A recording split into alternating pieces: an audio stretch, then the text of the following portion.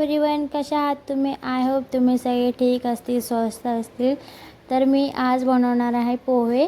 तर मी सगळ्यात अगोदर पोहे घेतले, त्याला भिजवून घ्या आणि त्याला झाकून घ्या कारण ते सॉफ्ट होऊन जातील.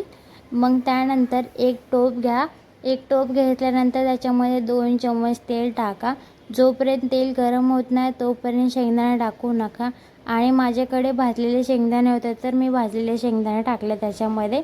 नीट त्याला परतून घ्या जोपर्यंत शेंगदाणे चॉकलेटी होत नाही तोपर्यंत. तर तोपर्यंत चॉकलेटी होईपर्यंत त्याला असं परतवत राहावा. तर आता माझे शेंगदाणे चॉकलेटी झालेले आहेत. तर मी त्याच्यामध्ये थोडीशी कढीपत्ता टाकला आहे. कढीपत्ता टाकल्यानंतर त्याला गॅस स्लो करून टाकेल. तर मी एक कांदा घेतला आहे त्याच्यामध्ये एकदम बारीक कापलेला. तर मी त्यानंतर नीट त्याला परतवून घेते. तर परतून झाल्यानंतर त्याला हे बघा, जोपर्यंत चॉकलेटी होत नाही कांदा तोपर्यंत दुसरं काय टाकू नका, टमॅटो येते.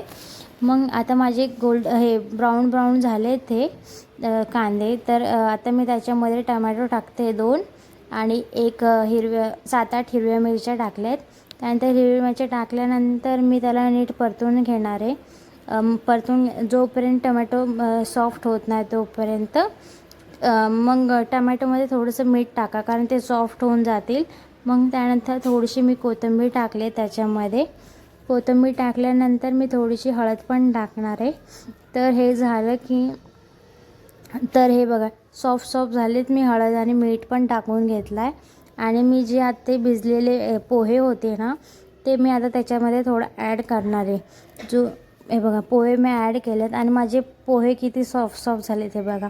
तर माझे पोहे सॉफ्ट झाले. तर मी आता त्याला नीट गॅस स्लो करून परतून घेणार आहे. आणि फास्ट गॅस करू नका नाही तर ते खाली करपून जातील.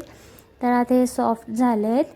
तर वरतून थोडे हे नीट परतून घ्या. मी परतून घेते एकदम. माझ्या व्हिडिओवर नवीन असेल तर लाईक, सबस्क्राईब आणि फॉलो करा.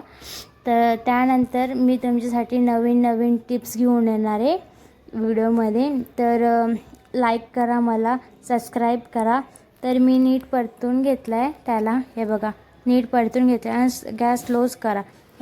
हे बघा वरतून थोडीशी कोथिंबीर टाकून द्या. कोथिंबीर झाल्यानंतर झाले आपले पोहे रेडी.